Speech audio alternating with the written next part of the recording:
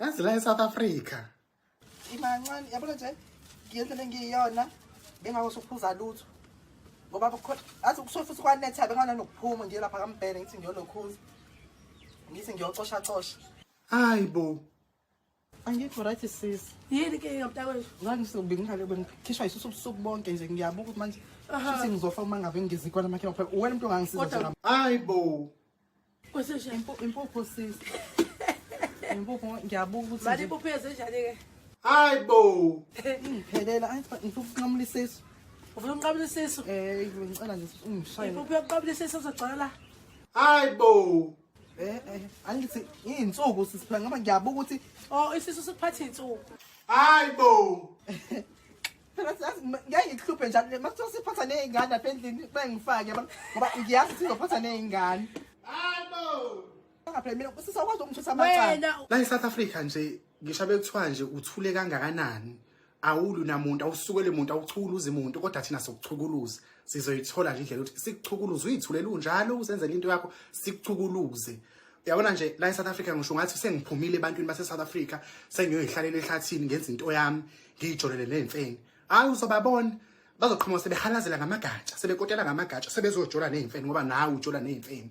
Bengakubuzi lutho futhi bengakhulumisi bengasho ukuthi hayibo sibone ngathi ujole nezimfene kwakusebenzela kwenzakalani ungasicebisa ukuthi cha noma mhlambe bakhulume nawe ukuthi hey sinapho sesijola nezimfene sibone ngawe cha nje baqhamuke sebejola nezimfene ungazi ukuthi mhlambe abajoli ngani ke nezinye izilwane ke mangabe babona ukuthi kuyaphileka la ekujoleni nezimfene. Wayibona ke bengathatha esinye olunye uhlobo lesilwane ke mhlambe bajole namabhubesi cha bazokwenza njengawe nje umthola umuntu eseqoqobela imfene yakhe ngoba nakhe ibone wena uqoqobela imfene. Futhi aqhamuke ngathi nje into ayicabange yena leyo ukuthi cha njengamanje sekufanele ngiqoqoba imfene ngijole nezimfene ise South Africa ke lapho.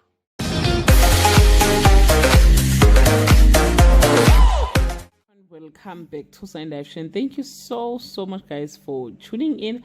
Well guys, I'm back again with the celebrity stories and namhlanje ke sikhuluma ke ngama content creators guys. Angazi ukuthi kusekuliwa kubangwani inkosi yami ngoba phela khona ba role model bese bakhona umunye ubukela komunye yabo.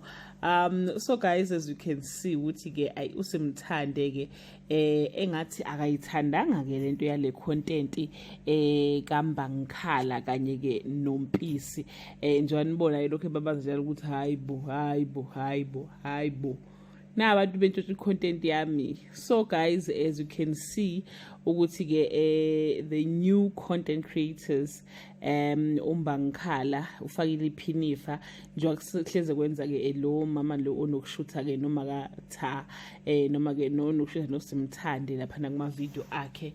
So ufakile iphinifa ebese ukuthi uMbangikhala na ugqokise okwakhe ke uSimthande nje ngenibone ke ama video akhe ke guys. So ke noma ekhuluma kabanye bathi hawu yazi thina sema simbona sambona ukuthi hayi cha ngazi ukuthi wena makatha safise ngazi ukuthi ngilinye ilanga ngiyenza nje i-collaboration yabo nje. So uthi kuSimthande so ndifuna senze collaboration mina ngizi ngikhuluma yena ebengilingisela kanjani nje. So nje guys bose ngathi ayimphethe neze kahle but ke ngeke ngaya lapha ku live video yabo ke uMbangikhala kanye ke naye ke uMpisi bekhuluma noma ngikho sure ukuthi bekhuluma ngoSimthande.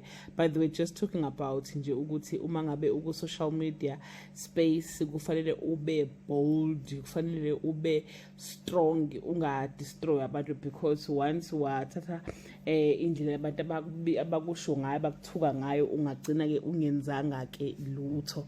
So guys angazi ke nami angazi guys but nami ngithema ngabe ngiyibuka laba video ke kaMbangikhala kanye ke noMpisi ngaba nakho nje ukuthi hawu kucishe kube similar like uSimthande noma ke cishe kube similar naye ke uMakatha uDumenge kaMakatha kodwa nje ngangayitshela ukuthi cha ngahamba kuze kufike kutheni ke kube khona umuntu osecasuka osenza ne video ukuthi someone is copying her content. But hey guys, the space is too big. Bazoshare nje uphaya nomunye uthatha uphisi wakhe nomunye uthatha uphisi wakhe and futhi ngebazi bafane at all noma ngazama mhlawumbe kumkhopha uma ukuthi he was copying him ngeke uze kufane bakithi ama-followers kaMakatha ama-followers abo nawo ama-followers abo, and you can't copy a person to that extent ukuthi ugcina usufana exactly, you know. So hayi Matha akareste bakithi, aqhubeke ne-content yakhe, abantu bayamthanda nje. So yabona social media guys I don't want to lie, but anyway, just listen to this video and wenze yakho nawe judgment ukuthi ubona ngathi vele khona umuntu okopelwayo la. Hleze kukhala ndaba ukopelana yazini. But anyway, yeah guys, just leave your comment below and share your opinion ukuthi ubona ukuthi ke ngampela uMpisi noMbangikhala they are copying uSimthande Miyeza, noma nabo bazenzela i-content yabo ukuthi ke babukele kuyena ngendlela babukele kuyena ngakhona. That brings us to the end of this video. To leave your comment below and share your opinion. Bye.